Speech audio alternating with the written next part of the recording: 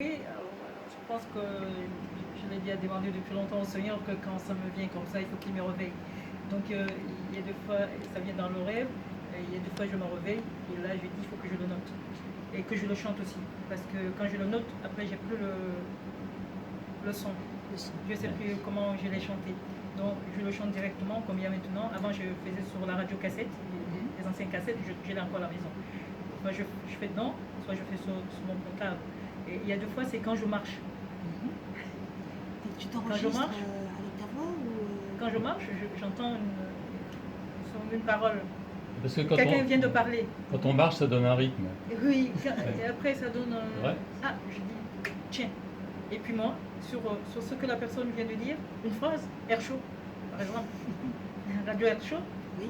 Et puis voilà. Très bon exemple. Jusque là où je vais, tac, tac, tac, tac, tac, tac, tac, tac. Et ça vient comme ça. Ça donne quoi, Gérard? Ça donne... tac, tac. Ça donne un son, ça donne une chanson qui vient directement avec un son. Moi, je ne joue pas du piano, mais moi, les sons me viennent quand même quand je vais au studio. Donc, je leur explique. Je leur dis, parfois, la mélodie vient directement avec la chanson. Et donc, eux s'adaptent là-dessus. Tu as le rythme dans la peau. Hein, parce qu'on a fait une chanson pour découvrir tout à l'heure. Tu as le rythme. Et Jean-Marie, alors... Jean-Marie. Qu'est-ce qu'il a fait, Jean-Marie? Jean-Marie, toi, tu ne joues pas du tout de piano. Tu joues rien du tout. Non, si, j'ai joué de la clarinette quand j'étais bon. Dans une bague de musette, là, je passais le certificat d'études. Mais quand j'ai vu les gens qui quittaient la salle du bac, je me suis arrêté. Bon, par contre, j'ai été pas mal avec Sidney Bechet, Petite Fleur, André Radiellotti, Claude Luther. Je faisais partie de la bande, mais je ne jouais pas. J'ai mis la clarinette, mais je ne jouais pas. Mais j'ai essayé, heureusement, je me suis arrêté. Et ça s'est arrêté de pleuvoir après. La clarinette, c'est pas évident, non? Très dur, très dur. Très dur. Si dans les petits bals à Lorgue, il y avait 1000 habitants avec les vaches et les cochons, je pouvais me permettre de jouer, mais il fallait pas continuer.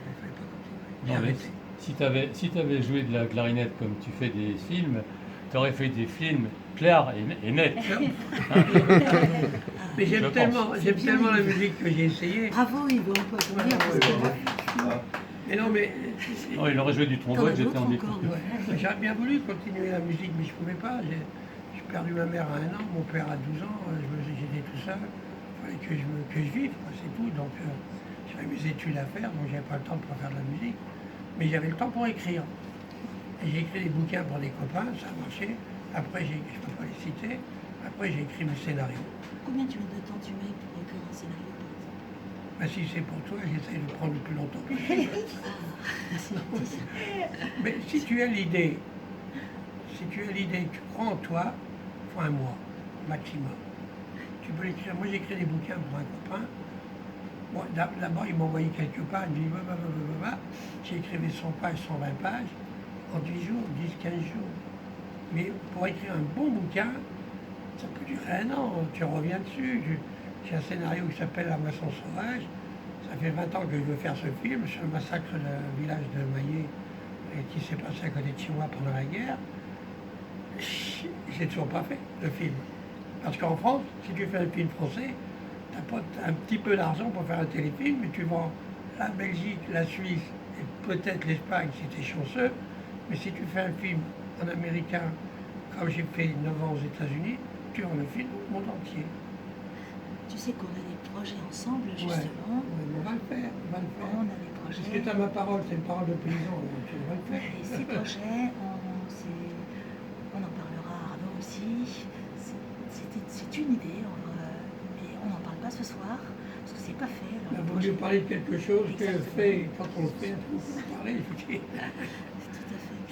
Alors écoute, Mais je crois que tu es un je suis pendu à tes lèvres. Je pense que tu es un spécialiste de films érotiques. Justement, j'ai une chanson pour toi que j'interprète qui devrait te plaire. Je sais pas, mais si tu me demandes de remettre ça, oui, je vais remettre une louche, mais... Tu sais comment elle s'appelle la chanson? Mais tu vas me le dire. Je la chante spécialement pour toi. Je veux pas qu'on la chante ailleurs, tous les deux, dans un coin sombre. Je t'écoute, ma chérie. Je t'écoute. Il y a de l'eau sur mes cheveux. On a fait ça avec Yves, Gilbert, quand j'ai fait ça. De l'eau sur mes cheveux. Et ça s'appelle, écoute, Sous la douche. Ah bon? Sous la douche. Est-ce que tu imagines sous la douche? Le début a l'air sympa. C'est exactement. Alors imagine le film.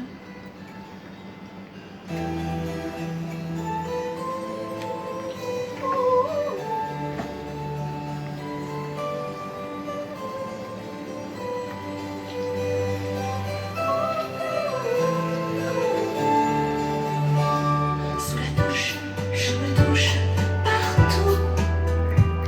Et la mousse m'éclabousse partout. Le ruisselle étincelle partout. Et mes seins dessinent un dessin quand je pense à vous. Je me donne, m'abandonne sans vous. Ma peau douce se ressource pour vous. Je suis folle, patifolle, sans vous. Tout mon corps est alors à vous. Mais où êtes-vous? Mais où êtes-vous? Et moi je vous imagine. Je sais que vous composez une autre chanson coquine que j'aimerais vous chanter. Sous la douche, je me douche partout. Et la mousse m'éclabousse partout. Le ruisselle étincelle partout. Et mes seins dessinent un dessin quand je pense à vous. Sous la douche, je me douche partout. Je me penche, me déhanche vers vous. Votre bouche m'effarouche partout. Et la suite, si vous le voulez, faut imaginer. Faut imaginer. Et moi, je vous imagine.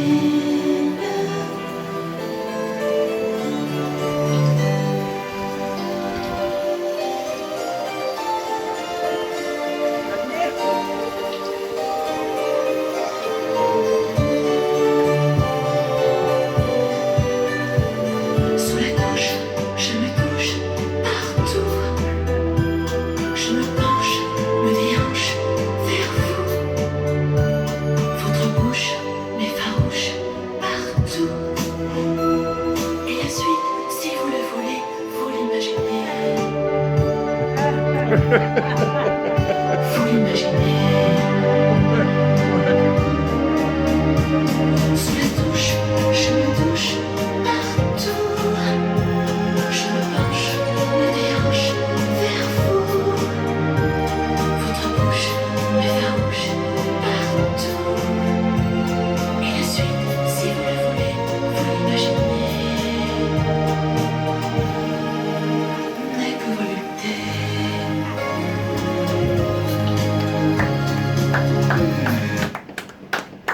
Bravo, bravo, bravo, bravo, bravo. L'acteur, je ne peux pas le citer, il a dit oui, mais je ne peux pas le citer. Et j'ai un autre scénario qui. Voyons, c'est facile de dire j'y ai. Je préfère montrer qu'après dire ah bah tiens, bah, j'ai eu. Tu vois. Arnaud, hein, tu me regardes. Arnaud, il était jaloux de moi parce que Alors, Arnaud. tu voulais me remplacer sous la douche.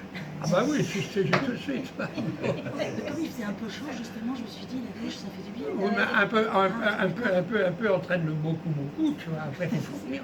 Après, il faut fournir. Justement, Elle Arnaud, était là, toute qui se met une seule bombe. sous la douche. Il se met une bombe un petit peu de... Non, mais de vie. Sonia, je dois dire que ce soir, c'est vraiment sympa. Oui, alors je vais C'est continuer, vraiment sympa. justement. Il ne fallait pas me mettre à côté d'une déesse qui est artiste, qui est chanteuse et tout. Je suis intimidé, c'est marrant, tu vois. Puis alors, avec des potes qui sont là, qui rigolent sur mon dos, là. Tout ça.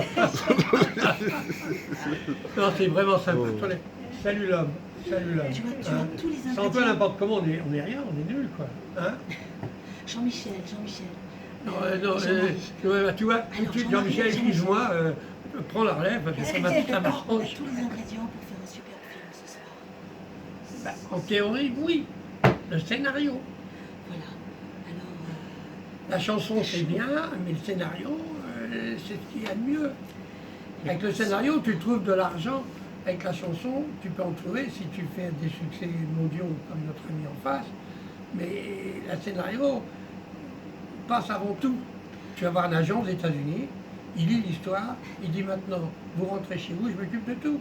Justement, tu vas nous expliquer un petit peu tout ça. Alors, Ouais. comment on Oui, fait mais le film? je ne vais pas prendre toute l'émission à moi tout si, seul. il y en a rien, on a Nathan, on a Java, Bon, on a alors, Gilbert, Jean-Marie, allons vite, allons vite.